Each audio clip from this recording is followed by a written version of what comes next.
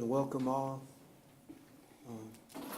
See too many, visitor, guests, and to board meeting in July.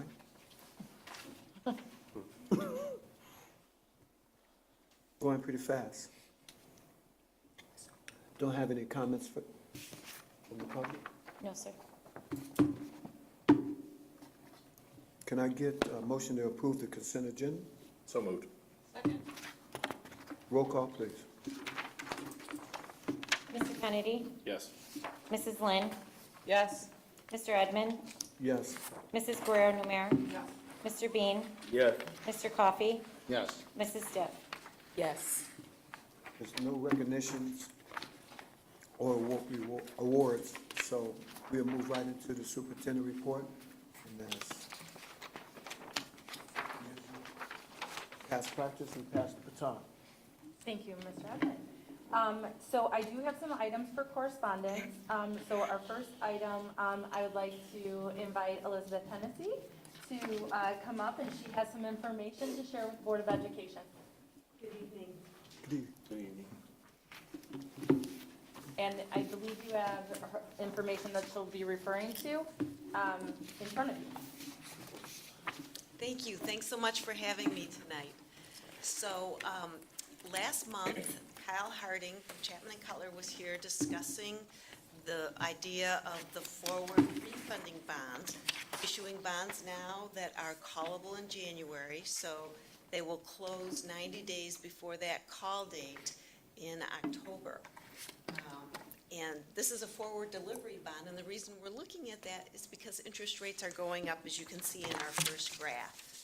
So interest rates have gone up. Luckily, good time for you, they've come down a little bit here in July, but we're looking at another large increase by the Fed at the end of July in response to the 9.1 CPI that was released just a few days ago. So inflation is still very much here, and we see the Fed is probably going to continue to raise interest rates to try to control that, and that impacts our municipal bond market as well. So today, the process we followed is we went out for bids. We asked 7 banks to give us bids on this bank-qualified forward placement of refunding bonds. Okay, so these bonds, the purpose of the issue is to refund existing bonds and restructure them in such a way so that next year we can issue more refunding bonds with a new money component to help fund your capital plans. The way that we've been funding the capital plans over the last 5 or so years is by taking the interest savings that we've had on refunding bonds in the historically very low rate environment and redeploying those proceeds from interest to principal towards capital to meet your summer construction projects. So that's the purpose of this issue. And I'd like you to skip 2 pages to page 4 to see the bids we got today. So again, we sent this out to 7 banks. We got bids back from 3 of them. Busey Bank, and this is your local branch here in Joliet, Key Bank, and Capital One. And we compared that to a public sale if we went to the public markets today as well as that far right comparison. So you can see the interest rates for each year of the bond issue. Busey Bank was the lowest today. The cost of issuance in a private placement are almost half as much as the costs on a public sale. If you look at the cost of issuance line in bold, you can see on a public sale, going to the market, getting the bond rating, getting an official statement, all that kind of thing, those costs add up to about $39,000. We're only at $20,000 for the private placement approach. We do have a present value cost, so it's because we're stretching bonds out to make room for the next issuance next year, there is a slight cost in present value. So the lowest cost, however, is from Busey Bank bid at $13,830. The loss on the other deals you can see is much larger. So the all-in true interest cost is 3.7% on the Busey Bank bid. Clearly the lowest of all the other options, either bid on banks today or the public sale. So that's our recommendation to the board. Later in your agenda, you will see a bond resolution that reflects these interest rates and authorizes the sale to be completed to Busey Bank in the next several weeks. If we go back one page, we see just some summary statistics. Today is our sale date. The bonds will be delivered and closed on October 3rd. So again, it's going to be forward closing is what we call that. First interest payment date is January 1/23, as well as the first principal payment. The all-in true interest cost 3.7031. And the present value cost and the present value percentage, 0.88%, and the total debt service. So those are kind of the summary statistics. And now, sorry to make you skip around, but if you go 2 more pages to page 5,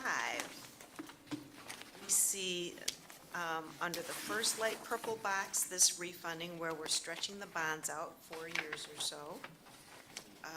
And then we've got the proposed 2014 and 15 refunding, which at today's rates, and because we're looking at doing this refunding next year, we added a 1.5% cushion to the interest rate. Maybe we'll go into recession, maybe interest rates will come back down, but we want to be as conservative as possible when we look at something we're going to do a year from now, next year at this time. So this option gets you $10,353,000 of new money proceeds. Again, refunding debt, issuing new bonds. This is all something that'll happen next year in 2024 and 2023-24, depending on interest rates. But that's where we're going to get that next tranche of new money, keeping within our existing debt service payments. So that's the plan. That's the plan for the future issue. In September, the board will consider a resolution to reimburse itself with the proceeds of this $10.3 million bond issue. And that allows you to go forward with some of the projects in summer of '23, summer of '24, and then when these bonds are issued, you can pay yourself back with those proceeds. And just a reminder, those projects are the renovation of the turf field, football field, track, renovations to the culinary spaces at each campus, and the replacement of the T&I roof. Great. And then the last page is simply a graphic that shows where that new money in 2024, the orange bars, that's where that those bonds would fold in, again staying within our final maturity of 2035. Okay. Any questions?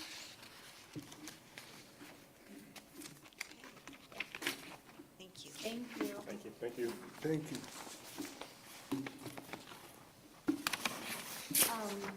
My next piece of correspondence, at your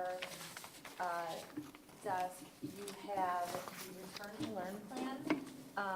This is a draft plan. It's not a formal presentation tonight. But why I wanted to give you a copy of this is tied to our funding through the American Rescue Plan funds. And so tomorrow, we'll be putting the draft plan on the website. We'll also be putting the planned use of funds on the website because both of those components need to be addressed. This is a federal requirement that the state is letting us know that we need to do. So we will open it up for comment the same way that we did the last time. Our plan is totally tied to the required COVID mitigations that are in place. And so it's all in here, and it also shares how we are planning to support students' mental health, emotional, academic, so that's all in there and tied to our funding. So, and then I would bring the resolution back in August for formal approval, and then we would send that information to the state. It says we're gonna continue to provide masks for anyone who wants them Yep. through ESSER funds, that's Yep. awesome. Yep. Okay, good. And another example in here, we're retaining the custodial positions that we added. So the things that we've done that we're continuing are in here, and the things that we're doing that are new, that are tied to our funding are in here as well. Good. If the board or anybody else has any questions, there'll be the ability to public comment or just reach out to me. And then if we do get any comment on it, I will be sure to share that with the Board of Education. And if it makes sense, we can also incorporate it into the revised plan that we bring in August. Okay. Okay? And then we have multiple presentations. Oh, actually, one last thing. There is a handout in front of you that is policy 7100. And I can talk about it here or under new business, but I can talk about it here. So we have our list of policies that we have been reviewing.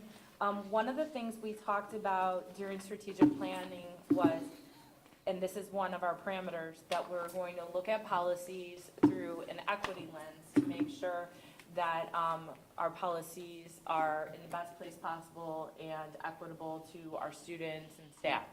So this is a policy that we talked about late last week. And so immunizations, state code is that you must exclude students who are not up to date with immunizations unless they're waiver for a reason or homelessness by October 15th. Our current board policy says that we must exclude on the first day of school. And we have the ability to do it multiple ways. We did look at what our two larger sender schools are doing. Troy does exclude on the first day of school. District 86 uses October 15th. The majority of our students do come from District 86. We do know that individuals sometimes are still having issues getting appointments and things like that. So we think it is in our students' best interest as a leadership team to not exclude students that have everything else done and registered, but still need to have their immunizations. So I wanted to make you aware of that, and here's the draft of what this looks like. And then I would like to bring this back for first and second read at the same time at our next board meeting, which is the day before school starts. So if the board doesn't have any concerns, we're still gonna, with this, we're gonna let students, go through scheduled distribution and everything and not exclude them from that either. Because we think that it's really important to get kids to start school on time. So that's the recommendation. I'm available for any questions after you look at this, but like I said, I'll bring it for formal action, first and second read all in one at the August meeting. Any questions right now? Okay.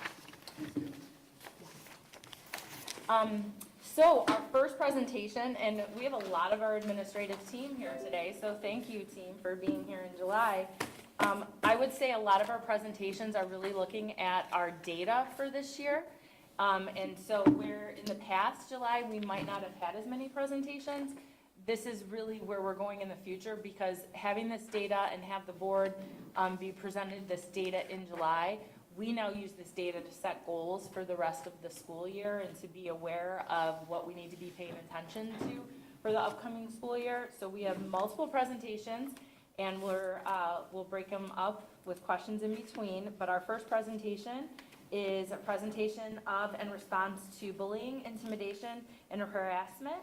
And Ms. Jo Wooten and Mr. I think Locke are here to present. Good evening. Hi. Steve Locke and I had the privilege of serving on the District Discipline Committee this year. We did our committee a little bit different than we've done in past years. So within the District Discipline Committee this year, we also reviewed the harassment, intimidation, and bullying policy. Per policy, the bullying, harassment, and intimidation policy, also known as HIB, is reviewed annually with input from students, teachers, and a parent advisory committee. So our district discipline committee, again, served as that committee to review this policy. Our policy requires a prevention plan, a response plan, an evaluation and assessment of the policy's outcomes. Listed above are the numerous ways that the district provides prevention information for our students, staff, and community. I didn't click. There it goes.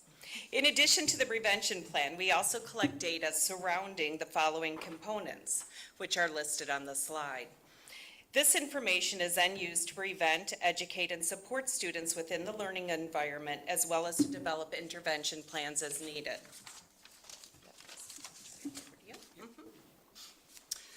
Good evening, everybody. The data from August 2021 to May 22 is as followed with this breakdown. Central reported 13 bullying cases. Of the 13 cases, 9 cases resulted in discipline. 4 cases were unfounded, and 2 plans were developed, interventions, and then a follow-up. The West Campus made up 55 cases. Of the 55 cases, 52 cases resulted in discipline, 3 cases were unfounded, and 8 plans were developed for intervention and follow-up. In comparison, during the 2019-2020 school year, we had 52 cases resulting in discipline, with 7 plans for individual students being developed for intervention and follow-up. And just a note, in 2020-2021, that was the year of remote learning, we had 4 founded cases and 2 were founded. With the report of harassment and bullying, this year between the 2 campuses, there were 10 cases founded regarding protected classes, and the protected classes are on this slide with basis of sex, basis of sexual orientation, basis of race, and then physical or mentally, impaired students that might have been picked on or bullied. And the response plan that followed: once a case is reported, the investigation begins immediately and completed within 10 days. Within the 10 days, all parties are notified and guardians are contacted to discuss the findings and action plan. A response plan is then developed for students and is often in effect much longer than, a month or 2, possibly the entire year. Response plans may include support services within the school district, the district as a whole, or the community. Recommendations from the advisory committee: no recommendations for change for 22-23 school year. Are there any questions? No questions. I just want to say, sometimes when we're looking through these reports together, we're like, well, what about this? And what about this group? And what about this group? And just in all the presentations in general tonight, you guys, all of you did a really great job of breaking down demographics and giving further data. We just appreciate it. I have questions. And I guess just based on what we just came out of with the fighting and looking at the data from the suicide attempts, I guess it's concerning to me that if 68 cases were reported and only 12 of them were founded. Yes, and I was actually going to clarify that for the board. So what we have going on is actually, it's probably, we need to work with our deans at this point. We have a difference of coding. Our case numbers when it comes to bullying, Central and West, are very similar, but what you have with the 58, or was it 68 cases? 68. 68. So what we have for the 68 cases, many of those are a one-time issue, and the child doesn't do anything again. So we have a one-time issue of basically bad behavior. So when we're looking at bullying, we're looking at repeated cases and over time. It's not just a one-time thing. So every kid or every incident in the cases, all students were met with, all students were discussed with the deans or counselors to talk about their behavior, what they did wrong.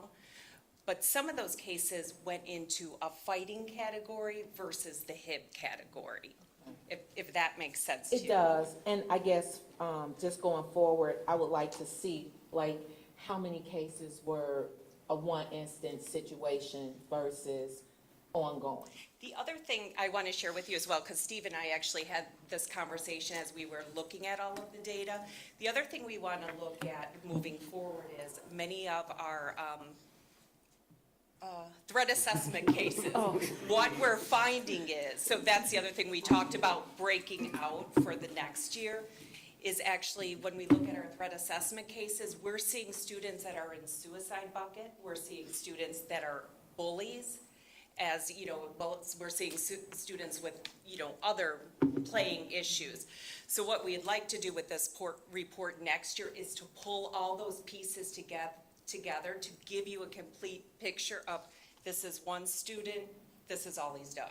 Here's another student that we've had this issue, this issue, this issue, and really break it down. And that, again, is gonna help us too, to ensure that we're giving them all of the appropriate interventions needed.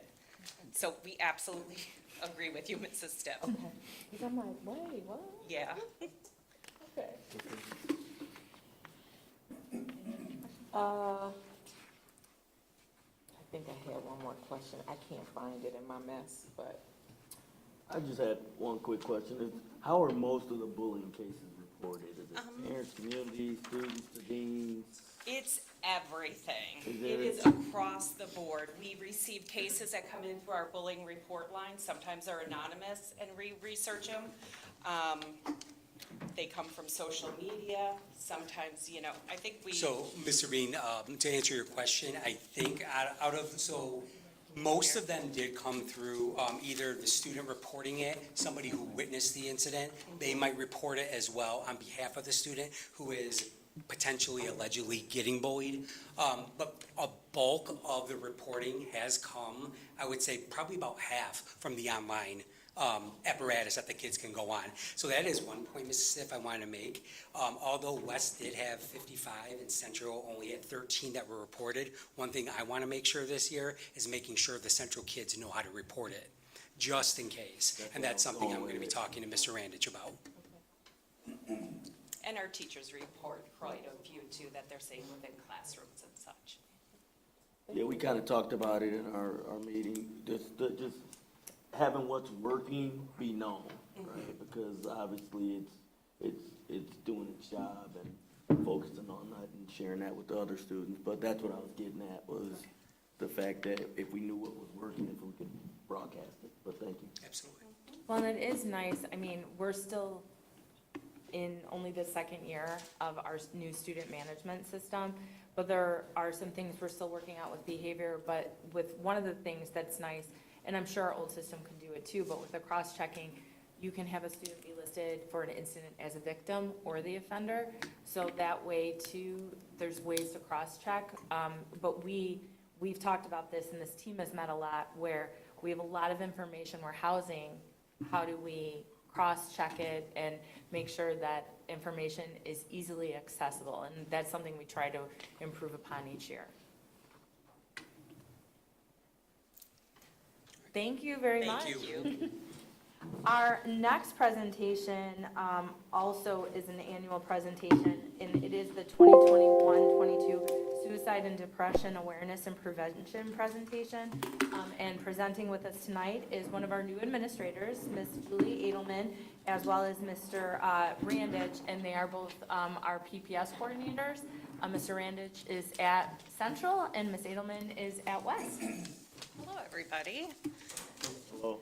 I'm Julie Edelman. I am 10 days into this district. I'm thrilled to be up here to present to you. This is a very important topic, and I'm glad that this district does have it annually to acknowledge basically what we're doing to be aware and prevent our suicide and depression, and acknowledge our social emotional interventions. Sorry. Go on.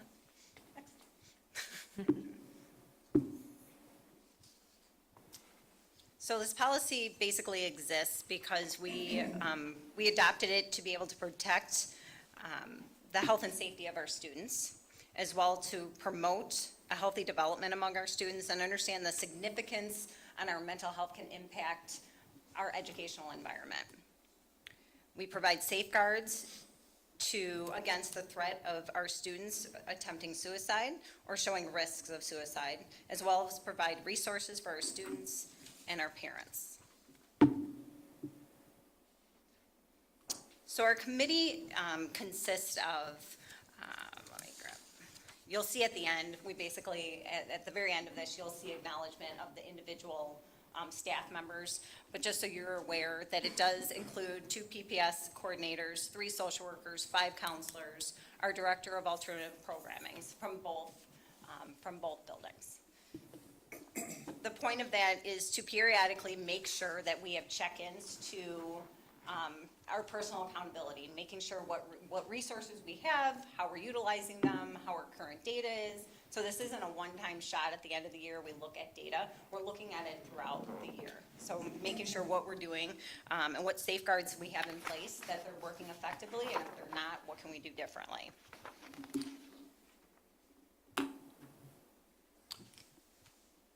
Okay, so I'm here to report on some of the numbers of what we saw the last couple of years. So right here, this is a review of 2021, so we reported this last year. And as we know, coming through that COVID year, the reports were down, but there's the makeup racially as well. And again, that was reported last year. Here are the numbers for this year. Central had 45 reports, West had 81, 34 female and 11 male at Central, 66 female and 15 male at West. And again, you can see the racial makeup there. Transition reported 0 reports, and Pathways reported 1 report. District-wide, we use the same tracking system, so we just wanted to report that. So here are the outcomes of those reports. For some of the outcomes, for some of the reports, there were multiple outcomes, so the numbers won't match exactly to how many reports we had. But this was the outcome from the previous year, 2021, all right? And so again, we reported this last year, but that was from 2021. And then 21-22 at the Central Campus, we saw 9 screenings with the local agency, SAS. We did send 20 students to the emergency room via ambulance. We saw an increase in this from the previous year where, and you'll see it with the West Campus as well in the next slide, but our PPS team and social workers, because I believe we've added some staff, we've added a counselor and we've added social workers, I believe that those staff members are able to break down the situation a little bit more and talk with parents and guardians about, and really take their time and talk to them about resources, talk to them about the steps. And so you'll see on this slide and the next slide that we did have more parents collaborate with us and take their student to a medical health provider. That's, we feel that that's a plus from the past year. Also new this year, and this was an outcome of the committee work from the past year, we realized that some of our parents just will refuse to, it's not a refusal in collaboration, it's a refusal that they have the right to refuse the services. And so we realized that, and so the outcome of last year's, one of the outcomes was that we came up with a form for an acknowledgement. We still include the resources. We still make sure we have a triangular team meeting, which I'll talk about in a moment. So we're still including all of that, but we just want to document that we've had the meeting and we're giving the resources and we're here for support. So that is new, and we had 2 of those. And unfortunately, I will report that we had 1 suicide at the Central Campus.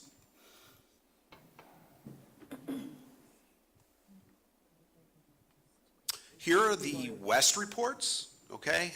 They had the 81 reports previously reported. 18 of them, we supported those students with SAS services. 16 students went to the emergency room.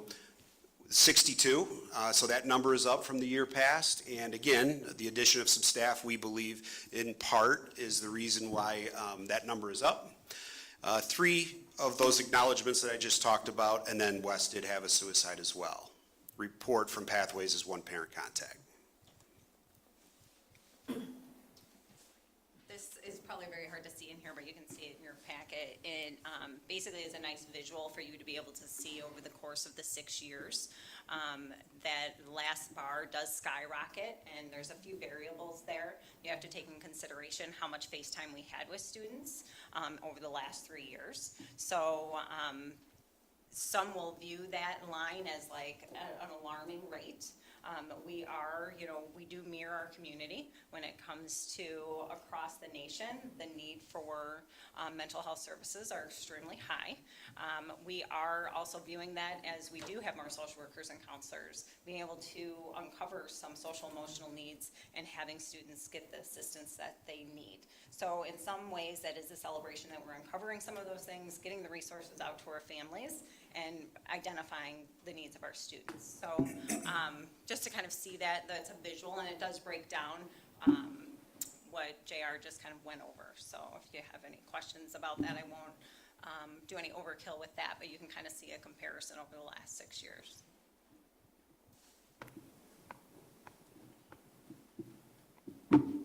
And this one just talks about the outcomes, so you can see trends. And again, the numbers are up for the parent took the student to the mental health facility. So that's what this slide shows. So our aftercare plan, result of the 2021, we just started talking about our triangular team meetings during that school year. Last school year, 21-22, students were referred for triangular team meetings, dean, counselor, social worker, as a result of a report. So that was one of the suggestions from the year before. So we did that with all of our students as an aftercare plan, part of the aftercare plan. We also realized that we needed to have a plan for when we communicate to our students. So, and we've talked about this in the past, but we have formulated an advisory calendar for this school year.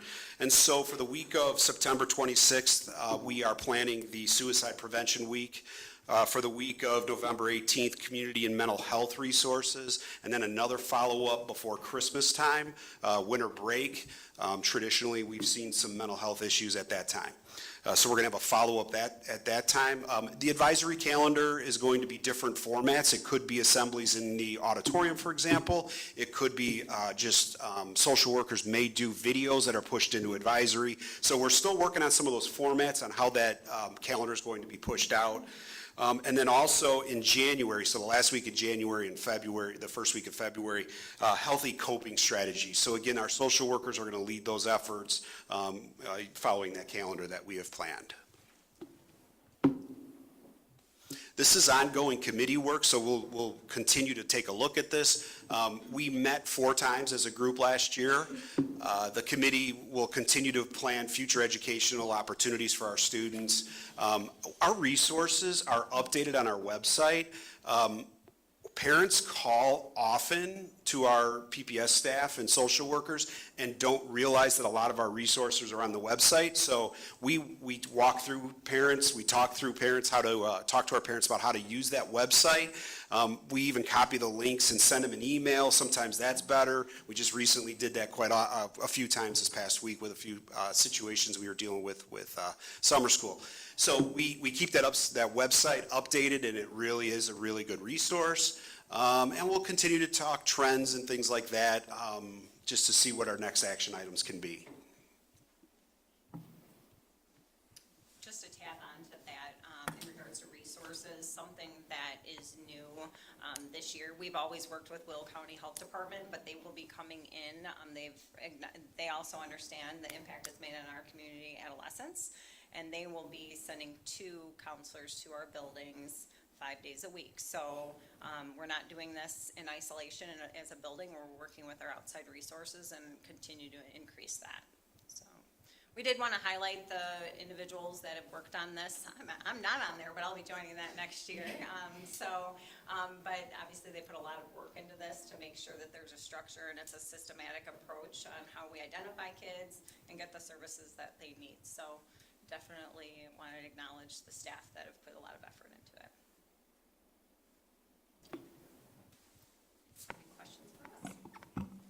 just looking at the data, it's very alarming how much more females are on here versus males, and, just noticing the data, no commentary towards JTHS. And that's okay. I but, think it's like, important to acknowledge that. I think that is something that's unique to our district. It's something, research will support that is with adolescents and adults, that females are more likely to search out and be identified than males.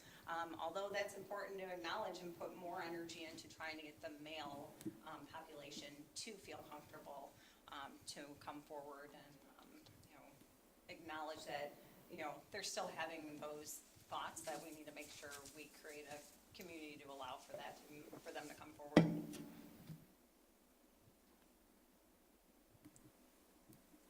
I was just gonna say, and kind of speaking to Christine's concern about stigma earlier, and that's what we have to do. And even when you look at reports of sexual abuse and other traumas, females are always the first to speak out about it as opposed to their male counterparts. But again, whenever you put in programs and you hire more staff, just like with our job at the Will County State's Attorney's Office, when we improve our programs, we have higher reporting, we have, higher rates of, it looks like sexual abuse, but it's not actually higher rates, it's people finally being able to come out with their trauma and talk about it. So I do think that we need to continue just to do the work that we're doing. And again, I'm glad that you are walking people through the resources, because one thing that we are finally getting around here are resources to address mental health and trauma. There are a lot of other resources that we need to work on, not here, but in our greater community. So I think we're going to continue to see rising numbers as we show kids that it's okay to come to school and talk about this. And at my job, the #1 reporters of trauma and abuse are our teachers and our school staff. So thank you for everything that you're doing to address these issues. And again, I think it's going to continue to rise for now while we show them that we're here to support them. I do think we have great programs here for mental health. I'm always impressed by when I see a presentation like all the resources we do have available. I agree. I think and thank you, and a lot of these presentations, fit together, and that is something exactly that we talked about with the new Catalyst program going into effect and the cool down room going into effect. In the cool down room, we are staffing with, licensed social workers, that there's potentially, we are gonna see our numbers go up with reports. And so we have to quantify and qualify what that looks like and everything. But I think that I would agree, so that's something I'm glad the board understands we're not gonna be necessarily surprised about. We have large populations, and so I would say these numbers might even look low. When I was at the opening for ThriveWorks, unfortunately, and we shared we lost 2 students to suicide this year, but in the surrounding area, we lost 13. And, and I know that touches, some of us know those individuals and those kids, and we had 2 of them, but I mean, it's a hard time for kids as well as everybody else. And so I would say, with 6,800 kids, there's probably more kids that are experiencing and thinking about these things. And with more staff that we put into place, and thank the board for approving that, they'll have more opportunity to process things, and some things might come out that wouldn't have come out if they don't have that time. So, thank you. Thank you. Thank you. All right, our next presentation is our 2021-2022 exclusionary discipline presentation. And co-presenting is Mr. Brett Markham and Mrs. Shelley Clark. And part of the reason this presentation has morphed, we really used to focus on just expulsions. And what we're really focusing on is expulsion, so exclusionary discipline in the form of out-of-school suspensions and expulsion, but also in-school suspension, because that's a focus for us and things we're tracking going into next year with our new programs. And so we're really looking at this as baseline data of where we're at. So some of this data you've seen before or you're familiar with, but this is our year-end data, and this again will be how what we're using to establish goals and targets for the next year. Hi, everyone. Hi. Hey. I have to thank Shelley for allowing me to come speak to you all again. Because normally she does this on her own, but she missed that transition year that we usually have in this role. So you get to hear from me. You're welcome. And thank you, Shelley. So, like Dr. Guzman mentioned, we did add some components this year that align more to my role than to Shelley's, so that's part of the reason too. And like we've done in all of these presentations tonight and everything that we do disaggregate our data by subgroups. We think that's important. And I put this in here because we know that one of our problems with our use of discipline is the disproportionality. And I think we just need to keep acknowledging that and keep working on it. So I put this in here because we think it's important to be transparent about where we're at and the work we need to do. And so this is here as a reference point. The first slide, and this is very hard to see, so I'm glad you have it in your packet, but in-school suspension, the state of Illinois doesn't track in-school suspension as exclusionary discipline, but for our OCR reporting, it does. And also, even though we've changed in-school suspension to intensive student supports, which is a very creative name, it is still a removal from your typical classroom. Even though they have access to academic work, they're doing restorative interventions in that room, it is a removal. So what you have in front of you is the reasons for an assignment to ISS and the numbers by campus for the year. And then it broken down, again, we talked about this, but the disproportionality in the use of ISS is something that we need to continue to work on, right? Out of school suspension, so you can see, we know this was a tough year, you all just talked about it. What I would say about this is that while this number is high and while the outcomes are disproportionate, some of the issues that we had, we're gonna address more aggressively this year, right? So we're gonna put some strict parameters in place. We're going to be enforcing the no hats policy.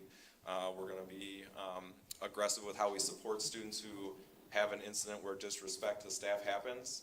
And so I think it's just important to acknowledge that this number, while it's high and not acceptable and something we need to work at, it's likely that when we're here next year, it could be higher, even with the additional supports we have in place. So we just want to be transparent and realistic about that.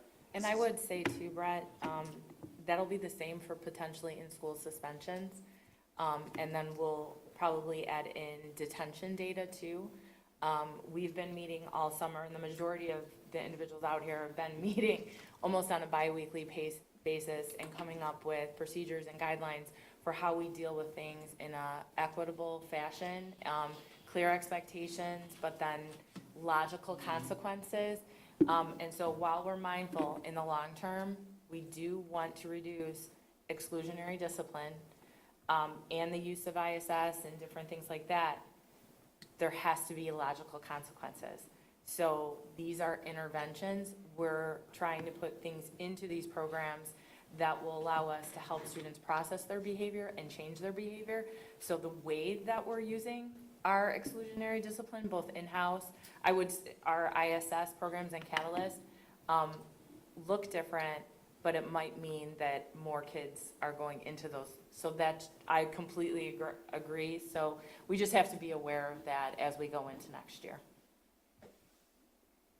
And then the breakdown by race and ethnicity. Oddly, it's just a coincidence, matches exactly with ISS, but when you look at the students, it's different students. So that's just a coincidence. Hello, everyone. Hi, Jill. So for the 21-22 school year, there were 34 expulsions. This is on target for what expulsions were pre-COVID. In 2018 and 2019, there were 35 expulsions. In 2019-2020, there were 24, but the expulsions did stop in March due to COVID. This year, there were 9 expulsions at Central and 25 at West. Looking at previous data, the number of expulsions per campus has fluctuated based on different things that were taking place within the buildings. The second graph shows expulsions for each month. This year was in sync with previous years, with most expulsions happening in November and April. This is typical because staff will always work through as many interventions as possible before resulting in expulsions. When looking at the expulsion data by race, more Black students were expelled this year than any other race. As you can see, more male students were expelled this year, which has been the trend in past years as well. Expulsion by grade has also continued to follow the trend, with more 9th and 10th graders being expelled versus upperclassmen. Fighting was the most common infraction that students were recommended for expulsion for this year. 10th grade students had the most infractions for fighting.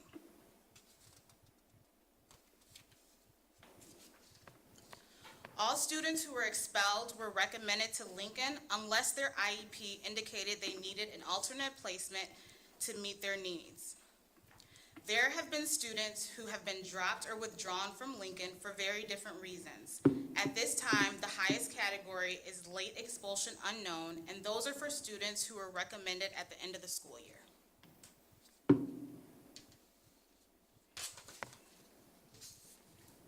What questions do you have for us? So when we talk about equity, to really challenge it, do we look at the rate of what white teachers write referrals comparative to the races versus teachers of color, and how that data compares? So we have that data, and with our new system that Dr. Guzman talked about before, it's new data for us.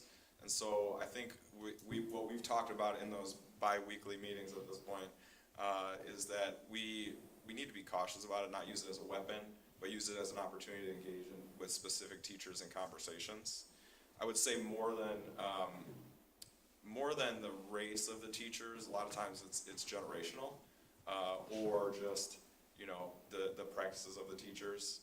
But that's something that we're starting to watch, and we will have targeted conversations as needed throughout the school year. Those are all good things to look at, because, I mean, with that comes training. Yeah, and that's the plan. I think you're gonna vote later on for second semester, a cohort specifically for teachers who we identify as potentially needing some support with building relationships. And so that's the goal with that second cohort. Yes, so it's targeted interventions, but also targeted support. And so when we look at the restoring practices recommendation, we're concentrating on 3 phases. So the first phase is we have 9 new administrators in the district. So tomorrow and next week, we're going through administrative full-day training and restorative practices to make sure we're all on the same page and we're at a good knowledge base. And then we're going to continue that training to delve deeper in restorative approaches to the work that we do with students throughout the school year. The administrative team, we have isolated every Tuesday afternoon for in-person or virtual opportunities for professional development. And one of the areas we're focusing on is restorative practices, how to intervene with staff members if they seem to not be building good relationships, or potentially just have obstacles with building relationships with students. But then as a secondary support too, that more in-depth training through the cohort approach with restorative practices during second semester, where we would pull them out of class and have them go through the more in-depth training, and then trying things in their classroom and seeing how it works with their students. So that's our approach for next year, and we are looking at that data. Can I add, is there teacher-student mediation taking place? That's yeah, so one of the things that we talked about a lot going into this year is we call it closing the referral loop, right? So a lot of times the discipline referral results from some sort of conflict between a student and an adult, right? So if we're doing restorative justice correctly, part of that is restoring the harm with the adult. So, you know, that is definitely part of what we communicated in May to the staff, and what we're going to communicate again in August. And that's a part of what happens in ISS, is coming up with a plan to go back and meet with the student, the teacher, invite them in during their plan to meet with the student. The hard part is everybody has to be willing, and depending on the level of how intense the interaction might have been, it might take a little more time than that, but. I don't know how to say. So, no, because I've been in education, right? And I've seen things, and I think it's, the onus is always on the student. The student is the person to blame. And I kind of disagree with that. Like, So so there's two parts to that. When there's a referral and it's very evident that the student had a misbehavior where they threatened a staff member, they said something very disrespectful to a staff member and caused harm, that is one thing we'll be doing. We also have talked about, the other part you're talking about is more of an administrative intervention, and potentially that could be with a student, or it might just be with an administrator based on the situation that occurred. It depends on the situation. But that, to your point, looking at data, is there a particular teacher that is writing the same types of referrals over and over again in their classroom, like disrespect referrals, where it's from multiple students? That might be a place where, what's going on? Can we talk to some of your students? Would you like to hear from some of your students? I do understand what you're saying.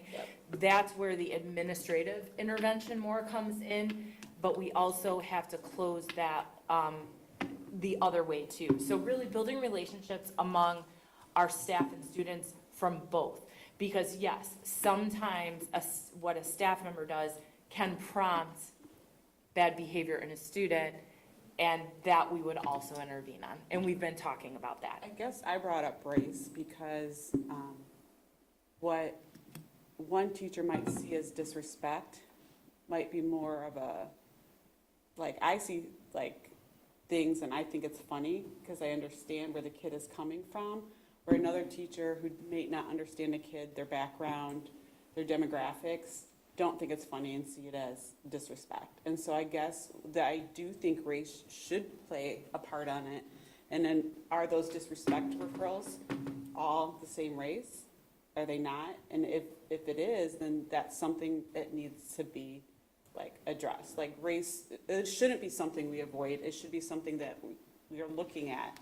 Absolutely, absolutely. And when I go back to talk about our focus for administrators this year, we also have cognitive coaching with having those that we're doing with administrators that haven't been through it before, with how to have those coaching conversations, difficult conversations. We are still doing cultural responsiveness with administrators as well as teachers. We're bringing back implicit bias training this year. We are doing CPI training. And so all of this is tied together. So we're really trying to focus on every level. And I think we have a good plan to do that. And your questions are things, yes, we're looking at. All of that, yes. I appreciate the presentation, but looking at the statistics for out-of-school suspension and in-school suspension, coincidentally, they mirror. Then I look at the expulsions, and the expulsions, we had 68% of our African Americans were included in that versus 34% at Central, 49% at West. Why? I don't know why. Why? I don't need an answer. Yeah, no, But it's a I problem. don't know It's a what to problem. say. It's absolutely I don't a know problem. what even to ask. Yeah. If we're writing more referrals on black students, then they're gonna be brought to expulsion more. And so to tackle that, we need to tackle why they're getting the referrals and supports they need in the beginning before it reaches that level. And I think a major programmatic shift going into next year is the Catalyst program, where we're not just putting a kid out and having them process on their own. And you know, we do a re-entry meeting and we've done our best, but you know, when a kid is out for 3 days and 4 days or 5 days because of a fight, and they don't have the opportunity to, you know, be focused in their processing of that and looking at their behavior and maybe their supports and what is needed for them and what we can offer them, I think that was a huge gap. And so hopefully with the Catalyst program, we'll be able to help students process in a better way with us. They will be out of school less if they agree to this. And then hopefully with that ongoing, that 8 weeks of checking in through the program, hopefully we see what Plainfield saw and we don't have the reoccurring behavior. So I think it's a multifaceted approach, It's acknowledging there's an issue and then looking at it from all different avenues. And that's what we're trying to do. And I think it's not anything we're gonna be done with, but it's something that we're gonna keep to look to improve upon, and hopefully our data shows us that we're gonna be in a better place. Can I ask a question too? If you're looking at all the data too, when we were going through, disrespect, I think, was the second highest. I'm just wondering, where were hats and what category are those put in? They weren't in this year because we did not. Enforce that rule? Right. Where And so when I talked about those numbers going up, we're not gonna use discipline for the hat, we're not gonna exclude for the hat, but what I'm anticipating is that the interaction to get the hat off may escalate if a student's, depending on how that interaction goes, if the student's had trauma, right? Like, you'll see it most likely in disrespect and not as a attire, which is what it would fall into. So, is there any way, when they get to disrespect, that we can clarify or have a section on how that disrespect started? Like, is there any way, like, when we do the note on that, like, how the altercation started, or before the de-escalation started, how it began? Can we break that down in the note? The approach? Well, before the approach, but say, how did this start? How did the initial statement start? Did it start with, put your phone away? Did it start with, take your hat off? Did it start with, stop running in the hallway? Like, yeah. So typically, Dean Thompson's chiming in, because he gets to deal with it all. A lot of times it'll be in the language in the referral, or when the deans are having that conversation and they have that restorative conversation to identify the cause, they'll put it in that note under, so when we list our outcomes, there's a note, and it doesn't pull well into a report, but they put what the root cause or what initiated it, right? So is it in the system? Yes.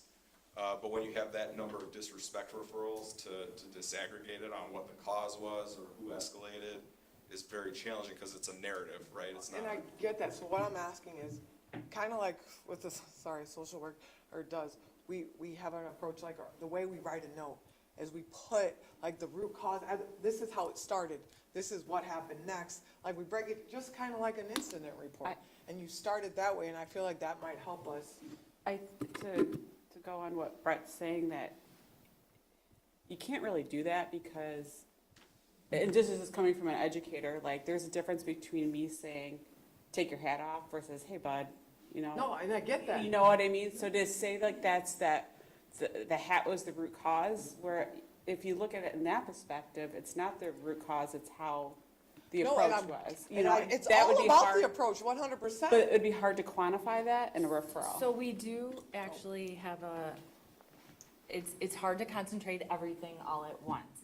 As far as attire, specifically with hats next year, we know that we're expecting that there's going to be more disrespect referrals, potential, or disrespect incidents for telling kids nicely or stringently. Kids respond differently. Like, everybody's supposed to wear their ID. You can say something very pleasant to some kids in the hallway, and if you don't have a relationship with them, at times they respond inappropriately. So sometimes we have to work on how we approach kids, but we also have to work with kids on their approach to rules. It's both.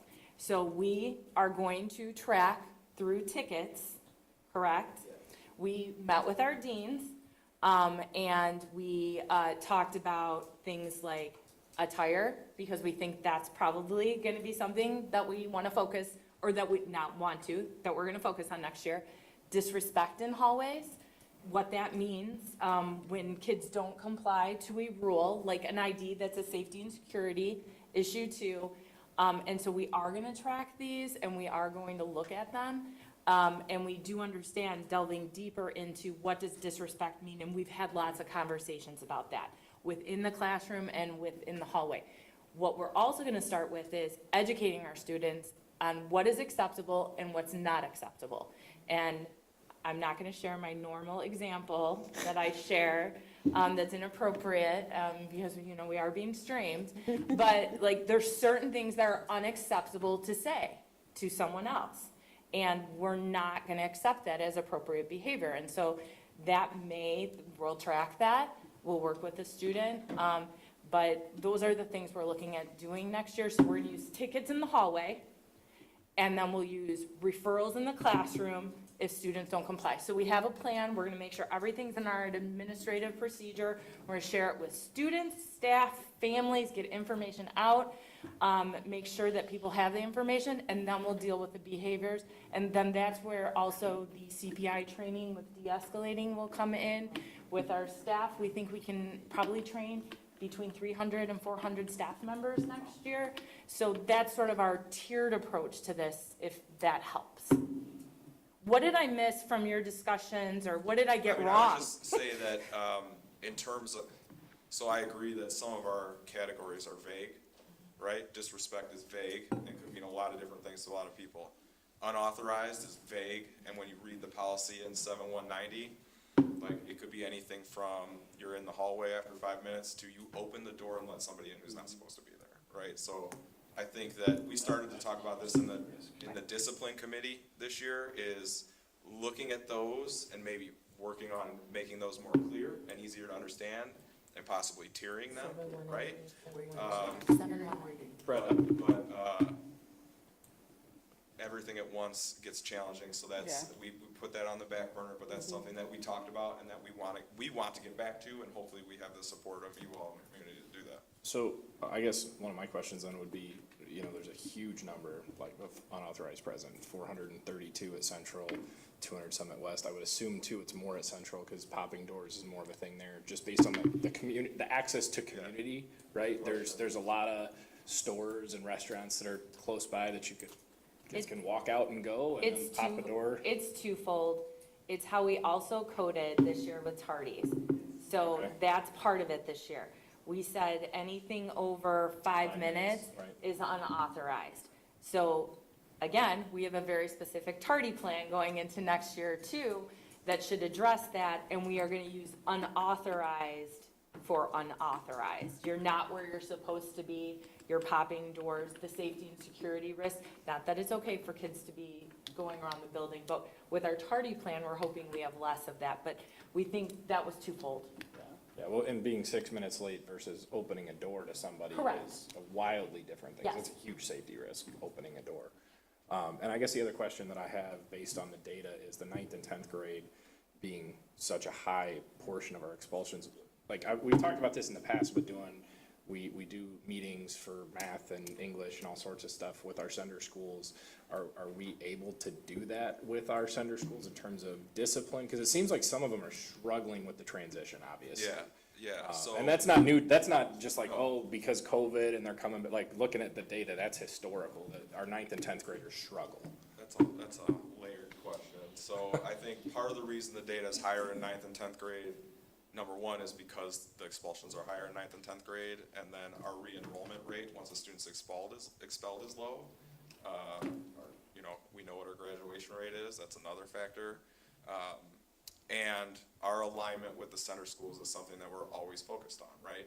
In terms of how we're trying to address that, Dean Thompson is our summer transition liaison, so we, every year in March and April, we ask the center schools to fill out what we have as our request for support form that we use internally. We send that to the center schools and ask them to help us identify some of our incoming freshmen. And he, over the summer, works with those families, makes sure that they're registered, reaches out if they're not registered, comes up with a support plan that we now will give to the triangle teams, so we can work with those students earlier. So that's something that we do currently, but you know, that transition is crucial. That freshman year is really important, and so we have to always keep working on it. And then, in speaking to just the alignment, with our sender schools, I think the board knows that I meet regularly with our sender schools, namely, 86, Troy, Rockdale, Elwood, Laraway. And so we meet on a monthly basis, and we actually have a meeting on Thursday to plan for a administrative, networking event, among our leadership at all of our schools because we've had so many changes in personnel at different levels. And so the first step in getting alignment is building relationships so that you can speak with people and talk about how we do things. And so I will say that my experience has been, like, we're sharing, you know, policies and things like that to try and get an alignment. And we did talk about a focus on, you know, restorative practices in our schools and, you know, where are we similar with behavioral expectations? How can that transition in 8th grade? What can we do differently or better? So that's something we already said that we would talk about, and we can make sure that that happens. So I think that's also a great opportunity there. Now that you said something about restorative practices, have we bridged the gap between restorative practices that the teacher knows as well as the deans? Are they on the same page? So that's where it goes, no. Because Being you know, transparent. when I was walking around, I really think that there was a different philosophy that was going on, where people thought that some things were not, you know, that they did something wrong, that we were using that philosophy when we wasn't. And then some teachers didn't even have that training. So I'm just curious What the plan is for that? what the plan is for that. Yes, so what we did before the end of the school year is Shad, Takara, and the teams at Weston Central did presentations with the things that we're putting into place for next year. It was really twofold. It's what we already have in place, so there was a general awareness, and the things we're putting into place next year. And there was a component in there where, because restorative practices, you know, a core part of that is establishing relationships within your classroom, so that was part of it. And when we are going into next year, we're going to revisit and talk about that again and make sure we're on the same plan. That's why, or all on the same page. And so that's why we're updating our administrative procedure manual that the deans use. We're gonna share that out with staff so they know what we're doing. That also goes to that closing the loop on when there's a referral, so that teachers are aware, they're part of the solution, so we can mend and repair relationships between students and staff if that's a need with that. And then we have the cohorts that we're putting into place. So we found success with the cultural responsiveness cohorts. You can't train everybody at once, and what the research shows when we had individuals go out to different trainings, we got to build our capacity and our expertise and then build that out. So we are focusing on our leadership team during the summer and ongoing through the year. We're going to have a cohort in the fall, which will be about 30 staff members. And then as we're working with teachers and identifying people who are in need of support, we'll have another cohort in the spring. And then we will do more training in the summer until we build everybody's expertise. So there's an opportunity to sign up. There's an opportunity to, you know, if you show that you need that to be put in there, and that's how we plan on building the expertise so we're in a better place. And if somebody's struggling with that, there's also that, what I'm gonna call administrative intervention, and that's also why we're doing the training with cognitive coaching. Am I missing anything?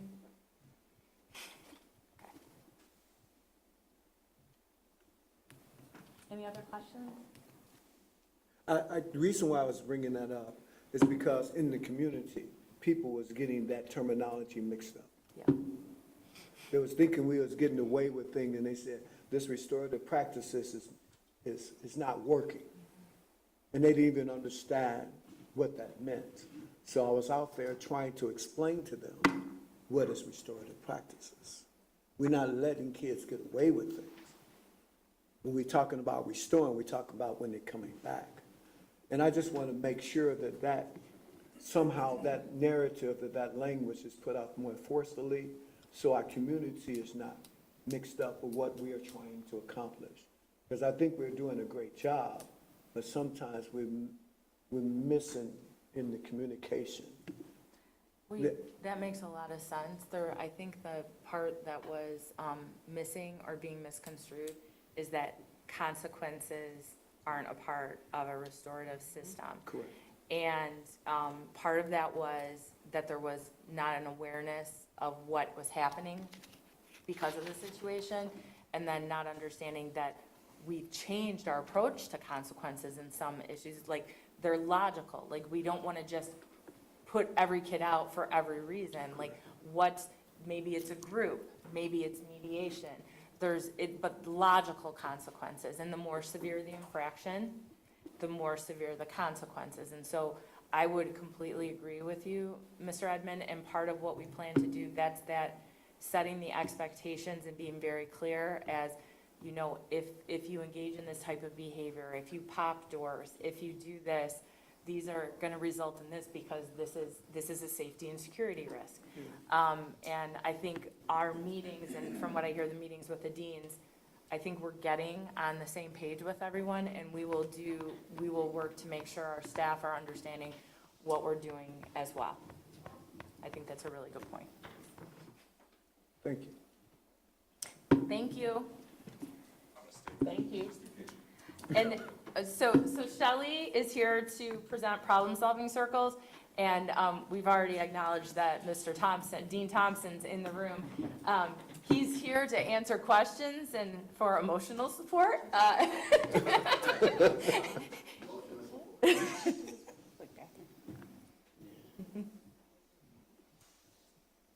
So thank you to both of you for being here. Thank you.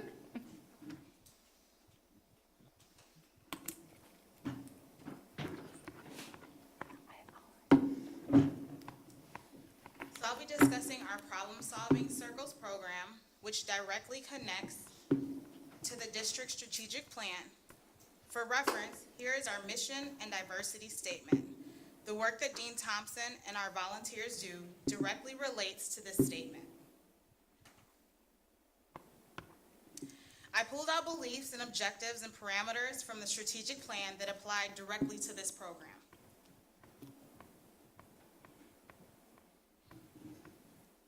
In addition, this program aligns with Strategy 5.5 and also fits under the requirements for Senate Bill 100 to serve as interventions for students within our district.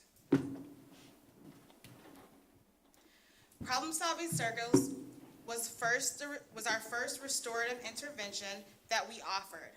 It is a multi-week process that includes parents, students, and community members to discuss the why of student behaviors and create a plan to avoid further behavioral incidents. Every student who is placed on behavior warning has the opportunity to participate in the Problem-Solving Circles program. That was 444 students this year.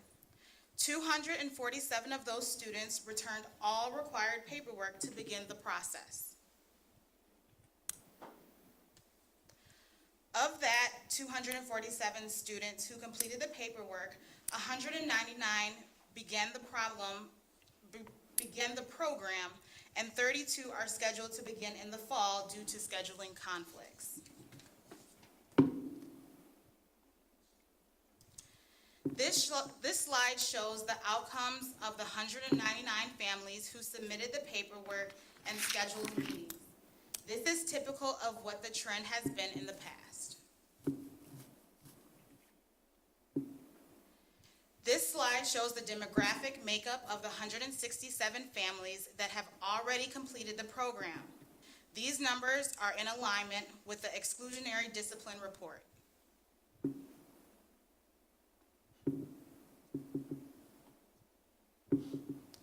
This is the demographic alignments of families that did not attend.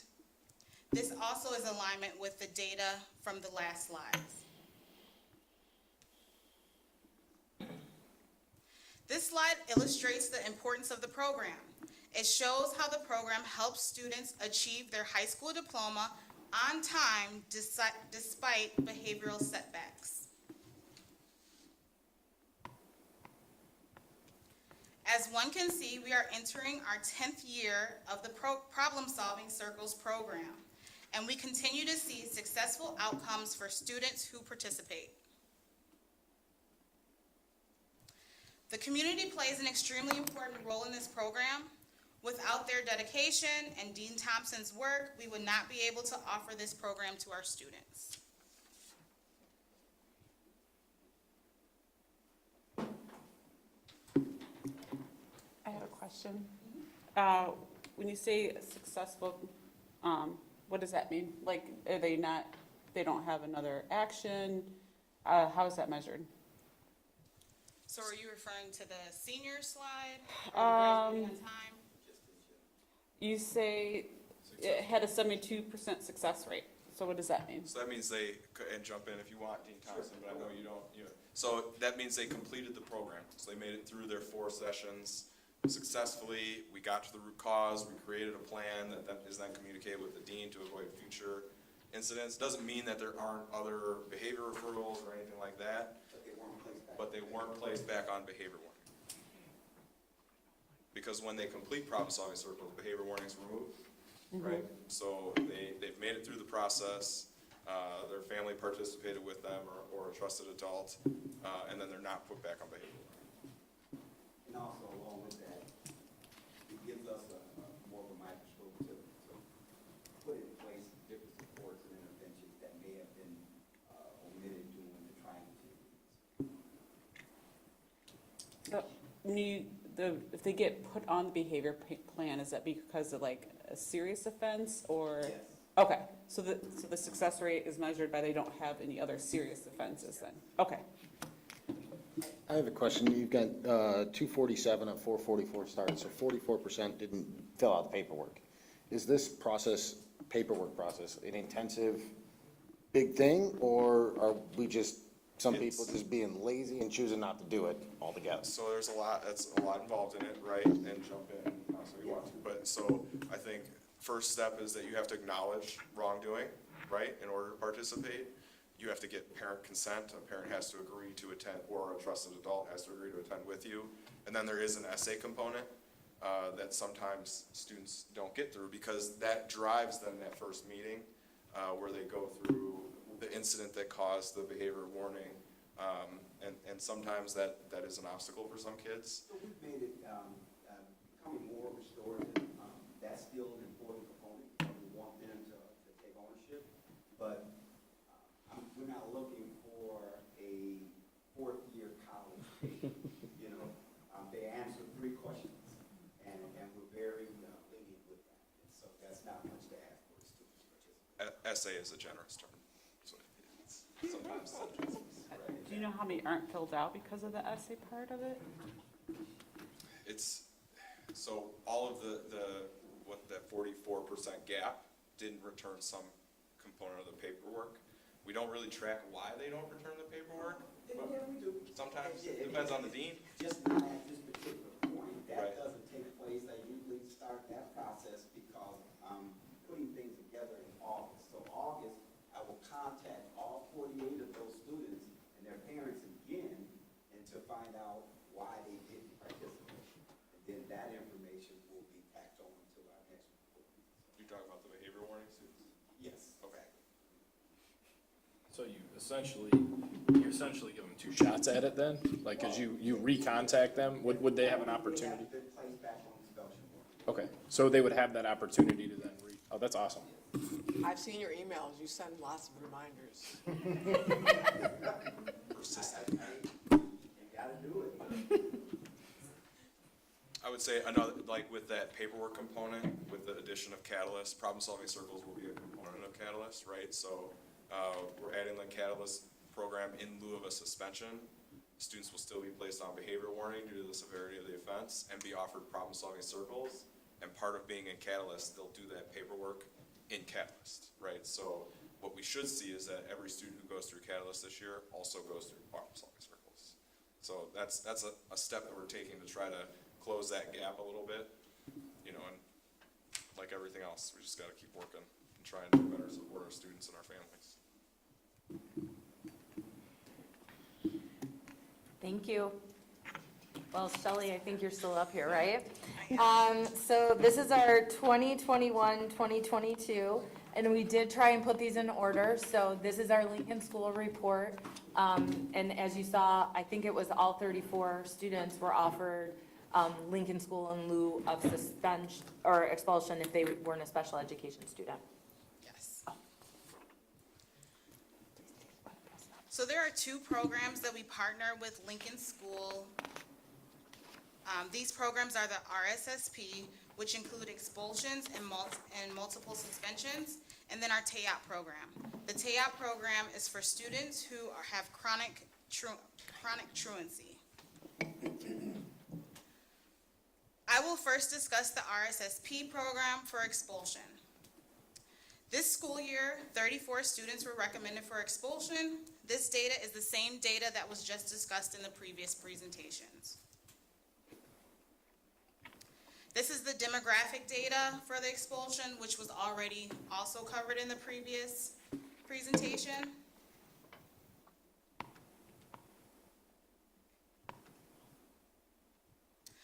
The number of students referred was already discussed, but I will note that 17 students were still in attendance at Lincoln, 17 students are still in attendance at Lincoln or are transferring back to their home school because their expulsion is complete. We will now discuss the RSSP multiple suspension program. 7 students were referred to this program for the school year. Here's a breakdown by campus and by grade level.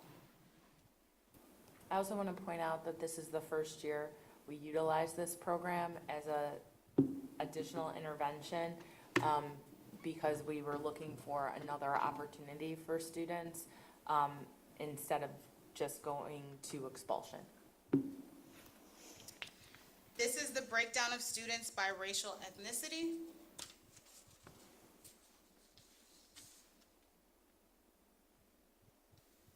Of the 7 multiple suspension students referred, 4 of them are still enrolled, 2 were dropped for discipline or poor attendance, and 1 never completed the registration process.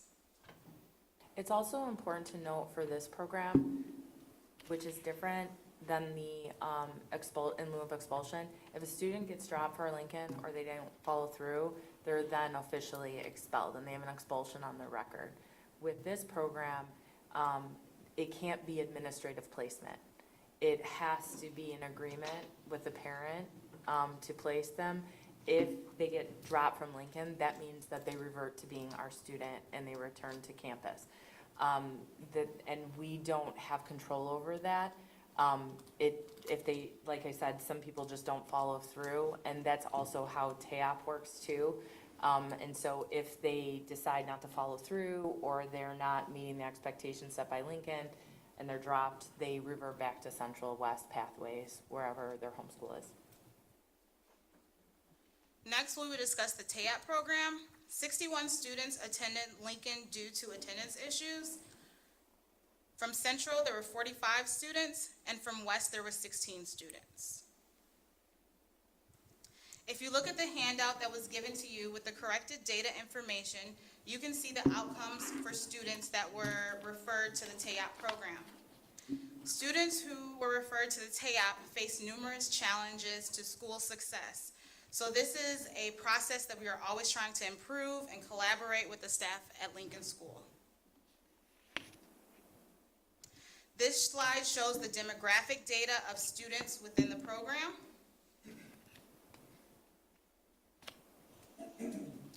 And once students complete their time at Lincoln, there is a transition process for them to come back to JT. Transition meetings were held in the spring for all students who were transitioning back. This meeting put an individualized plan in place for each student so that we can ensure that they can be as successful as possible when they return.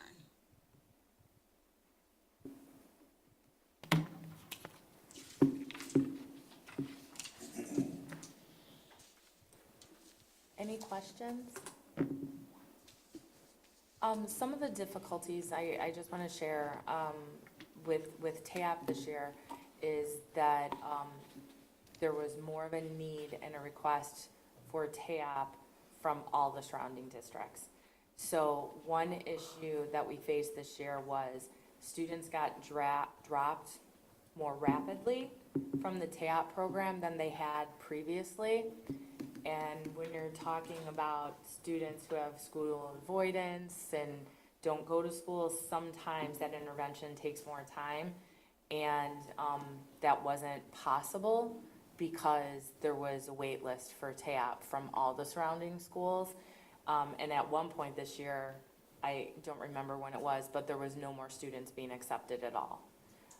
So that's something too that we've talked about. It might come up. I would not be surprised if it comes up through the strategic planning process when we're talking about, you know, what additional internal supports we can do. Because it is hard to have an intervention go into place in 3 weeks. So that was sort of an uphill battle this entire year. So that was an issue. Thank you. Thank you. So now we're gonna switch from social emotional supports and behavior to some academic plans. So Mr. McGuffey, who is our curriculum director for CTE, is going to share a work internship course presentation. And then there is an associated action item with this, but it's something I won't steal his thunder, but that we're pretty excited about. Yeah, thank you. Welcome and good evening. So I'm excited to share about workplace internship with you, which is a course you'll be voting on later tonight. This is an opportunity for students to participate in outside the school day.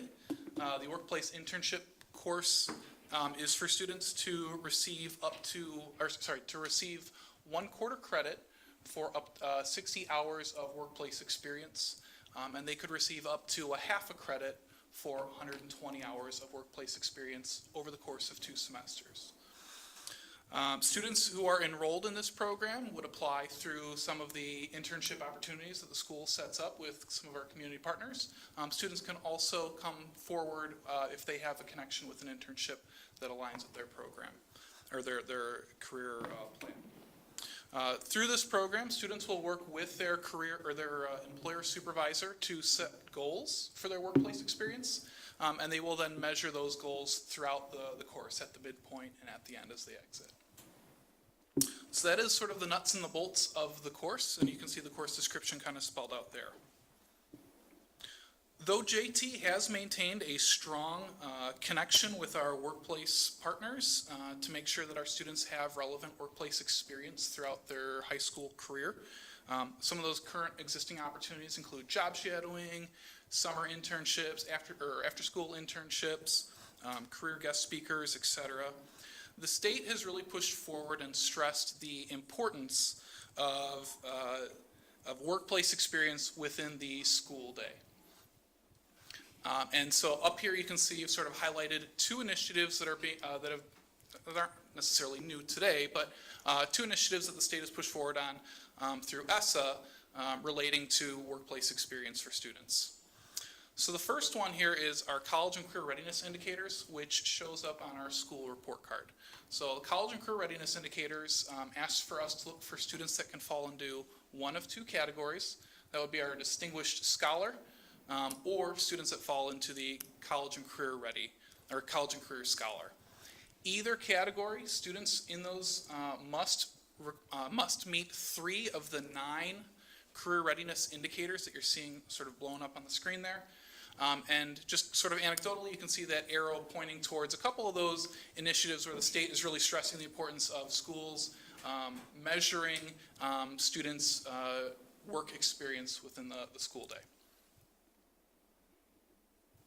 On that same college and career readiness indicator measure, again on our school report card, you can see for the college and career scholar, it's pointing to item A there, which is the next initiative I'll show you, which looks at students students achieving a career pathway endorsement, which that would show up on their transcript. So the career pathway endorsement, I do apologize for the small text in here. They try to jam a lot on the form. But the career pathway endorsement, which all schools must offer at least one career pathway endorsement in the next couple of years, and they'll have to scaffold up to more. Students who made a career pathway endorsement would have this placed on their transcript. In order for a student to earn that career pathway endorsement, they have to meet several requirements. So kind of going from top to bottom, an individualized career plan, students have to have 2 career exploration activities, students have to have 6 early college credits. Moving down to that orange box, they want to see at least 2 consecutive pathway courses, and they need to be English and math ready for college. In the top corner of that teal box, though, related to this proposal, under the 11th and 12th grade, it indicates that students must obtain 60 hours of cumulative paid or credit supervised career development experience. All right, so that's the part we're really honing in on with this particular proposal.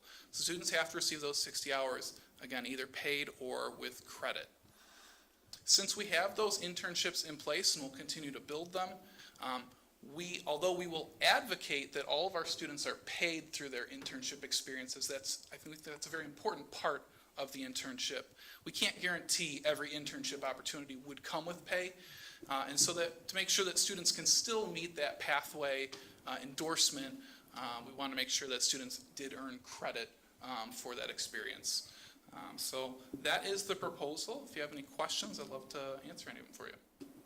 One thing to just clarify, upon approval, this would be available for the 23-24 school year. And so one of the components, and Mr. McGuffey alluded to this, we were really gaining, I think, a good amount of momentum before COVID hit with expanding on our internships. And then COVID hit, and we couldn't allow students to go out, people couldn't allow students to come in. And so last year, we were so lower because we didn't know how last year was gonna go. So that's gonna be a major focus for us this year, is building our internships back up so that we're ready to go and we can pair these nicely together with opportunities for credit and internship at the same time. And like Chris said, we're gonna continue to push for paid internship because with the number of students that are low socioeconomic in our buildings, they can't afford to give the hours in unpaid internships. And, we've talked about looking at internships a little differently, like there's customer service opportunities. And so somebody might think of a job as menial, but it's not. Like, as they're 16, 17, 18 years old, there's skills that they're learning. And so we're gonna work with our community partners to continue to build those up. And so this gives us that opportunity to get more of those in place, so that it's not just an offering, but it also gives the opportunity for students to find their own internships, and we're hoping this incentivizes that a little bit. And just so that you know, this is part of the school report card going forward.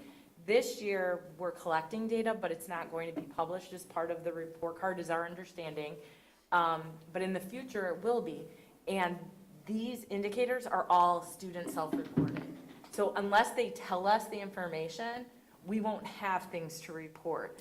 So we're hoping that this helps us with that too. And then the benefit of it being on their transcript as well. I guess I have 2 questions, I guess.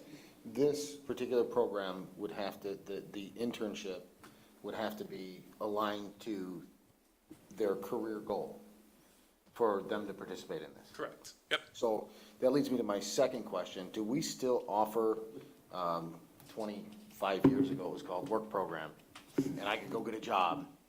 I did go get a job and participated in that program and got extra credits for hours worked. Do we still have that type of program?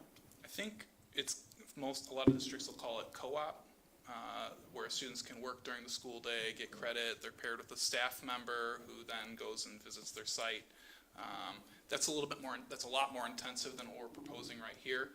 We don't currently run that for these students, for our general students, though that is definitely a future desire to propose something like that. So we don't have that program? We don't run it for regular education students. We have a component of it that is specific for special education students, but it's a very, very small number. That's something to look at.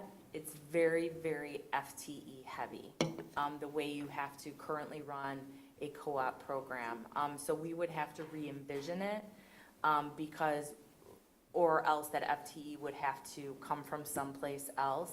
And so I want to say that we haven't run that in, 10 or 20 years, probably, at least 15. But to that, I think this does give us the opportunity, though, for some flexibility in jobs aligning to college and career pathways. Because some of it, so maybe they're not going to get the workplace endorsement, but they're still getting the experience that is a college and career indicator. So there's multiple things that are part of the reporting. So we wouldn't necessarily, I think, dissuade a student from doing that. That's what we have to figure out as we're looking at all of this. And on one of the former slides, you saw a lot of the career readiness indicators that we're trying to make sure that we are able to measure. And Dr. Guzman mentioned, like, a lot of it's self-reported from students. So I think with a proposal like this, we're able to start to build some of those mechanisms in so that we can collect that data from students and then start to make sure that they get the credit that they deserve and that we get the credit that we deserve for doing those things. So it's sort of a start to I think, bringing about like a newer vision of that. I just want to clarify, community partners, they would contact you or go to the website? So we get community partners that contact a variety of us. I know a lot of administrators will get, hey, I've got an opportunity looking for some students. Our director of strategic partnerships, Shelley over there, does a lot of that. She'll coordinate a lot of the internships and whatnot. So again, pre-COVID, I know we had a lot going on with the internships, lots of presentations, lots of partners. So they can, I guess ultimately they should reach out to Shelley, but they could absolutely reach out to any of us, and we'll get them set up for an internship. And the kids contact you again? And the kids, so for the kids being interested in bringing about their own proposal, I think their best contact right now would be going through their counselor, but we will have online forums and whatnot, so they can do it electronically as well. And I know a couple of you are in community leadership school, and this is something I talked about at community leadership school. We try not to define what a paid internship looks like. So sometimes people think that, it has to be 40 hours and it has to be this, and it doesn't. Like, if there's an opportunity for us to, bring benefit to your organization as an employer with our students, we want to help with that. And one of the things, I've talked about and I've been very vocal about, everybody talks about wanting to diversify their organization or their workforce. Okay, well, we're perfect for that because we have, the majority of our students are students of color. And also, we have a lot of students that are bilingual. So that's also an opportunity and a benefit to your company. So if you know somebody or anybody out there watching, contact us and we will work with you, whether it's 5 hours a week or 10 hours a week. Our kids have a lot of different schedules that they're working with, so don't think something's too small. Maybe you need part-time work a few hours on the weekend. That would be perfect maybe for somebody who's playing sports, but also wants this opportunity. So there's a lot of different opportunities out there. So don't think it has to be this certain way because that might be what you experienced. It can look all different ways, and we will help you with that. And the benefit that we're hoping to provide is we'll work with the student to find the right student for you. Like, what are you looking for? What are they interested in? What are your age requirements? There are some jobs you have because of insurance, like a student has to be 18.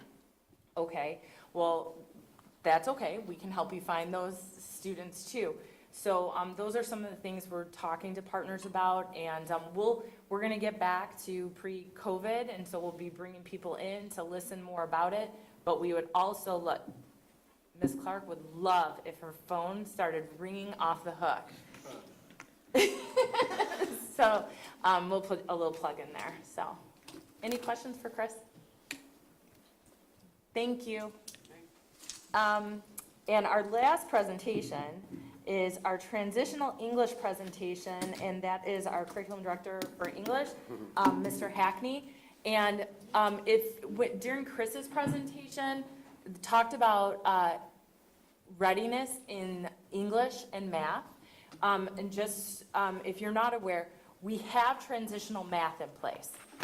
So students that have successfully gone through algebra, geometry, and advanced algebra can go into transitional math their senior year, which allows them to then transition, as long as they're successful, into JJC without taking tests and without going into remedial classes.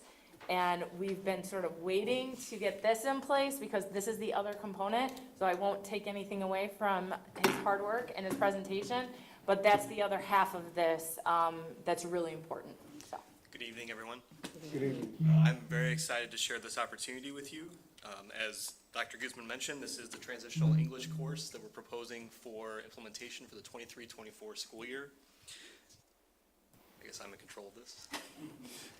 The transitional English outcomes, as Dr. Guzman alluded to, students their senior year would take transitional English as their English 4 senior year course, and so they would need to successfully complete English 1, 2, and 3 to get to that senior year.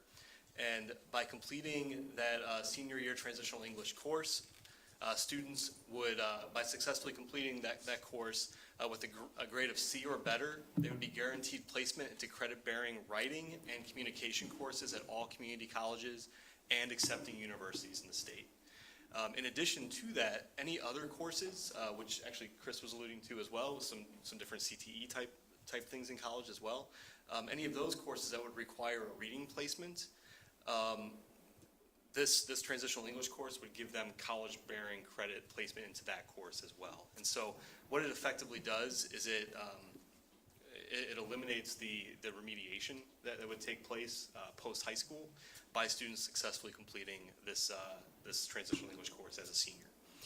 And so one of the other things I'm excited about is this would essentially put us in a place where every student would graduate Joliet Township High School ready to take credit-bearing courses at JJC or participating Illinois universities without having to do remedial coursework.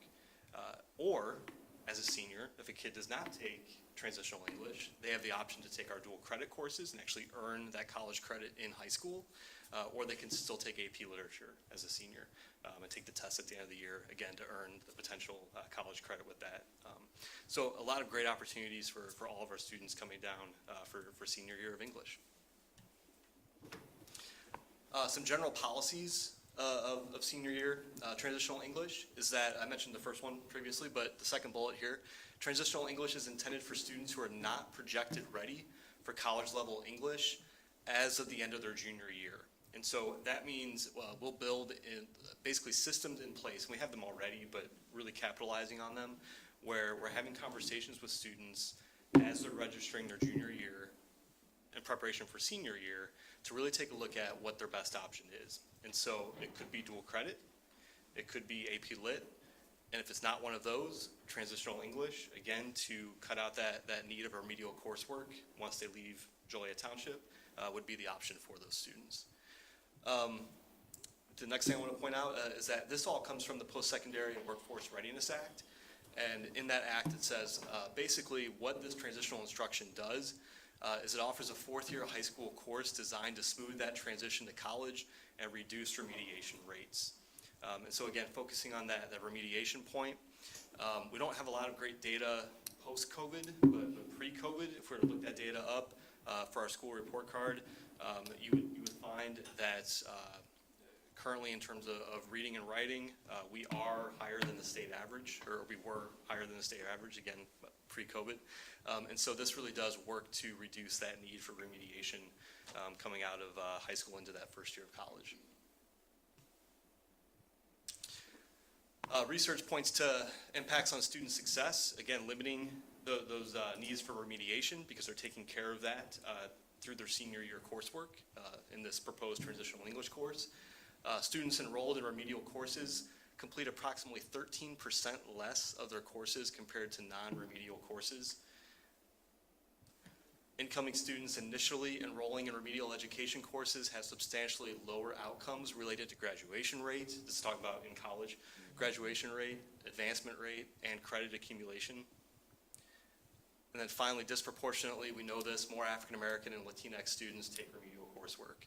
And so this is a really exciting opportunity for our community to build this course and for all students at the senior level for English. The goal, again, is I hope I'm making clear, is that it reduces remediation. And so number one here, it determines who is not college ready for the subject area, so for English, junior year. And so these conversations can begin. It provides transitional instruction in the senior year, provides guaranteed placement based on course completion, as I mentioned previously. And the results of this are that students start at college level coursework, increasing their chances of completing a certificate or degree. Also, it better serves underrepresented groups and increases equity and access. We have been taking part in many conversations throughout the year with Joliet Junior College and some local districts as well. We put together an MOU that you'll see in the packet for tonight as well. A few bullet points of that is we've agreed to a grading structure that conforms to the grading and assessment requirements in the Transitional English Overview and Course Parameters. That's a complicated document that really just breaks down essentially what all students should know and be able to do by the time they graduate high school as it relates to English, so literacy. And what it does is it scaffolds that in this document. It scaffolds that for how that could be implemented effectively in a senior year English 4 course that has students from a variety of levels in that course. And so building in the kinds of supports and accommodations necessary to ensure as many students as possible can be successful in that course. And our second bullet here is the course's content, pace, and assessments are documented, and those will be submitted hopefully October 2022. And according to the documentation requirements established by that Transitional English Portability Panel and the Memo of Understanding that you'll see this evening. And then finally here, high school teachers, and this is probably one of the most important points, high school teachers will receive relevant and applicable professional development prior to teaching a transitional English course. And so that's something that's really effective, I think, the way this has been set up in terms of portability. We are partnering with local districts and JJC to really build what this course looks like. And then we'll receive, our teachers will receive training with JJC in terms of how to make this course work the best that it can for our students. So again, very excited to present that to you for your consideration. So obviously we're doing a lot of work with JJC, but it says other universities will accept this. What other universities currently do we know that are accepting? Is there like all public school universities in the state? Is there any differences with the private schools? That's a great question. I do not have the answer for that yet because the list has not been posted yet. Okay. What I anticipate is probably public schools. I don't want to say for sure with certainty, but I would anticipate definitely public schools. And as far as private schools, I think that can be a school-by-school basis. Okay. I will say, because when I served as assistant superintendent, I would go to the P20 council meetings where a lot of this was talked about and where it was being built. And the benefit that we're seeing now is the portability to more than just your local community college. And so I know there's a big push for all community colleges to allow for the portability because say somebody, their long-term goal is to go to the University of Illinois, and I'm gonna probably get it wrong, but the community college at U of I, Parkland, you know, some students try to go to the community college that is near where they want to go for their 4 years. So that's a benefit of it. So I think the first push is probably gonna be the majority of junior colleges, and then some of the 4-year public universities would most likely, but I would not anticipate all of them probably doing it. But it's a good start, and I think it's really helpful for our students, and one thing that we'll have to make sure they understand, this portability does have a timeline. So if they are in transitional and they earn the C, is it 18 to 24 months of portability, or is that? Yep, still the same window. To build off that as well, like with the ICCB, the Illinois Community College Board, they've come to understanding that this will be portable no matter which community college a student enrolls in. That's good. But the nice thing as well is we can prepare for just the communication and the talk with students in terms of what their plan is for the next 2 years. Because if they want to possibly transfer to a four-year university who doesn't necessarily take the portability, we can work through either JJC or even plans with other local community colleges in terms of what that associate's degree might look like for them to be able to transfer out when needed. So it's just a really great opportunity to set students up where they can go right into credit-bearing coursework as a freshman in college. No, I was just gonna say that, I know Mr. Hackney alluded to, like, if you go to our old school report, previous school report cards, you will see high levels of students that are in remedial. And one of the frustrations that we had is what determined that was usually a single test, like the compass test.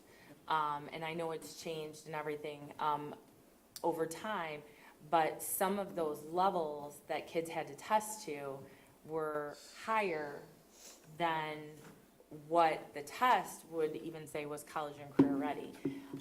So there were some inherent problems with just the way students landed into remedial courses. And again, when you're talking about students, and some of our students don't qualify for loans, and so they're working to pay for a class at a time. So while remedial classes don't earn credit, they're not free. And so that's another obstacle. So as we're working on that, K-12 plan, this is really looking at that K, 18, whatever the plan is, so that we're able to talk to kids, okay, you're in this class, if you earn a C, you should be able to register for this, and we'll be able to not just depend on them going and taking that compass test and then having to go through remediation of the test, and some of it is just very daunting. So this is very, very good news, I think, for our students, and will put us in a better place to help them transition more effectively. Yes, thank you. So I'm just excited. As a kid who went to JUCO first before, or after JT and before 4-year, I saw so many kids that were left and they just couldn't transfer over because they were stuck in this one class, and they would take it over and over again. And of course, it costs more than taking the 3-credit class that actually got you somewhere. It was always 4 to 5 credits, costs more. And there was a math class I couldn't take, but yet I transferred to my 4-year. I got straight A's. I passed stats and research methods without a problem, but I couldn't get out. I had to take this 5-credit, a non-payment, and I was paying for myself at first with no financial aid, and I was like, I'm not paying for a non-credit class for 5 credits. Are you crazy? And a lot of kids, they didn't have a different path or didn't see a different path. So I think this is going to help a lot of them too. So thank you for this. I'm excited for them. And then it's going to be relevant information that they can, carry over. Questions or comments? Thank All you. right, thank you. And then the last portion of superintendent reports is our report, spring credit recovery.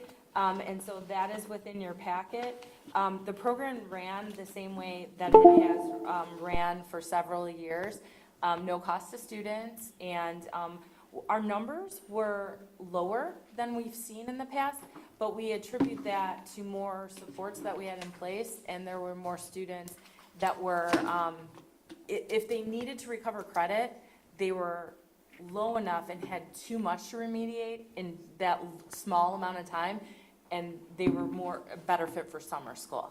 So we'll keep looking at it, but we're still, it's still a successful program, and students are able to remediate credit. And the nice part about winter and spring credit recovery, it's an extension of the semester. So with it being an extension of the semester, students are able to potentially not have an F on their report card, And then they are still counted as on track for graduation or matriculation to the next grade level. So, are there any questions? That concludes superintendent reports. Thank you for all of your attention. I know there's a lot of information. And thank you to all of our presenters. Thank you. We go to our action item, restoring community proposal recommendation. Can I get a motion to approve? Second. Any questions? No? Roll call, please. Mr. Bean? Yes. Mr. Coffey? Yes. Mrs. Stiff? Yes. Mr. Kennedy? Yes. Mr. Edmond? Yes. Mrs. Lynn? Yes. Mrs. Guerrero Numer? E, designate Bass Consulting LLC recommendation. Can I get a recommendation to approve? So moved. Second. Questions? Roll call, please. Mrs. Guerrero Numer? Mr. Bean? Yes. Mr. Coffey? Yes. Mrs. Stiff? Yes. Mr. Kennedy? Mr. Edmond? Yes. Mrs. Lynn? Yes. Class of 2023, Community Service C, motion to approve. Motion. Second. Questions? I just want to clarify, this is just for the class of 2023. They were uniquely in a position that was similar to the two previous classes, where they have not had a year yet that was not touched by COVID. We're still tracking community service, and so we'll be able to report that to students. We'll be able to, share that for scholarships. But we just don't think it should be an obstacle for graduation for this class. All subsequent classes, we will revert back to graduation requirements, and we'll clearly articulate that to students. Because community service is a graduation requirement. So this would be a waiver like we've done for the two previous classes. So those that are, that's going into their junior year, will they require the full 40 credit hours? They would. Even though their freshman year was COVID? They would at this time, or we can look to change it. But we've been talking to students and encouraging them to do that. And we would feel, it's 40 hours, so we feel like that's still doable for students. And I do want to share, it is part of the college and career readiness indicators is 25 hours of community service. So that's another reason that we'll share and reiterate with our class of 24, 25, to make sure that they're aware that they're required to do it. Does it look like most of them are on pace for that? Do we know? So what we can say about community service is that a lot of students don't turn in hours until their senior year. So everybody would be on pace probably with that. I was just wondering if we could at least modify it down to if 25 is the college and career readiness, even if we're not going to waive it, maybe at least modify it. We can look at it. We've talked about it internally. There's some difficulties with some of that, how we would record keep that too for each class. But we can look into that, because if we think it's an obstacle, we'll bring it back to the board. Okay. Roll call, please. Mrs. Lynn? Yes. Mrs. Guerrero Numer? Yes. Mr. Bean? Yes. Mr. Coffey? Yes. Mrs. Stiff? Yes. Mr. Kennedy? Yes. Mr. Edmond? Yes. Course D, course proposal 1 and 2. Can I get a motion to approve? So moved. Questions? Roll call, please. Mr. Edmond? Yes. Mrs. Lynn? Yes. Mrs. Guerrero Numer? Yes. Mr. Bean? Yes. Mr. Coffey? Yes. Mrs. Stiff? Yes. Mr. Kennedy? Yes. E, 2022-23, workers' compensation renewal. Motion to approve. So moved. Questions? Yes, this is the annual renewal for our workers' compensation carrier.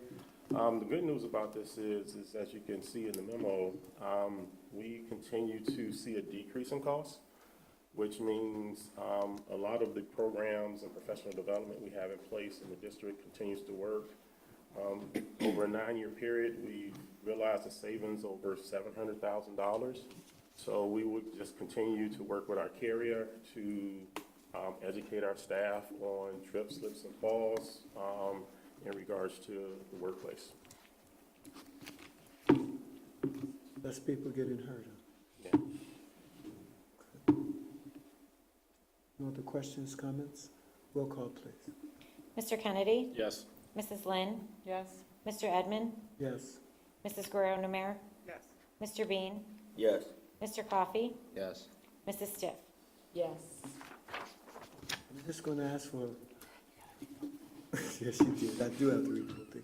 Resolution providing for the issue of approximately $1,700,000, general obligation limited tax refunding school bonds, Series 2022, for the purpose of refunding certain outstanding bonds of the district, providing of the levy of a direct annual tax to pay the principal and interest on a said bonds, and authorizing the sale and the said bonds to the purchaser thereof. Motion. I am so glad I'm not Dr. Hampton. That's the legal language. You're gonna give us the layman terms. Okay, can I get a motion to? Motion. Second. Dr. Hampton. Is that it? Nothing I else? think that was what Yeah, Raymond that's what James was she- talking But about. that's what she was talking about, right? Oh, I had to do all that. You had no comeback, right? There's no question, comments. Roll call, please. Mrs. Stiff? Yes. Mr. Kennedy? Yes. Mr. Edmond? Yes. Mrs. Lynn? Yes. Mrs. Guerrero-Namere? Mr. Bean? Yes. Mr. Coffey? Yes.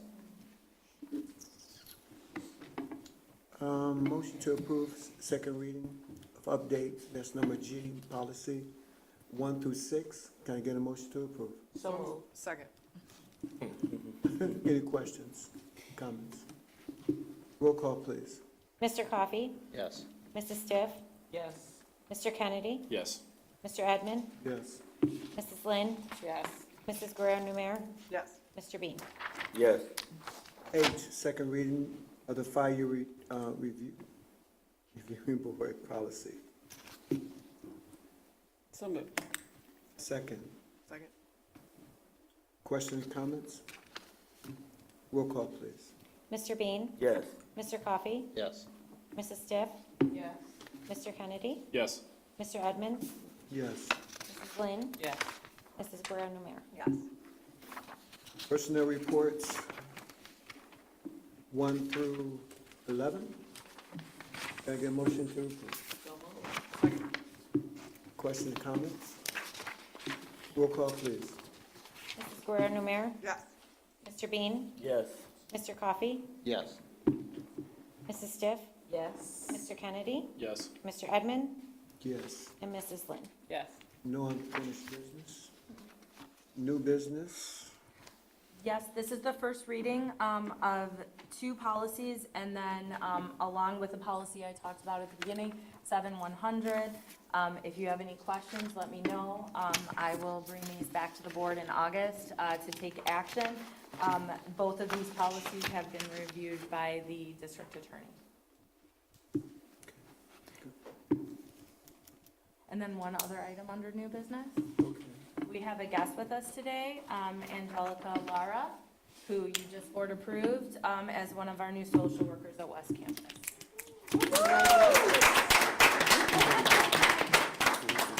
And thank you for coming, welcome.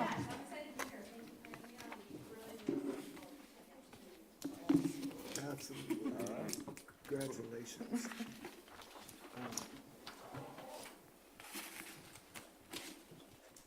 I hope you enjoy your first.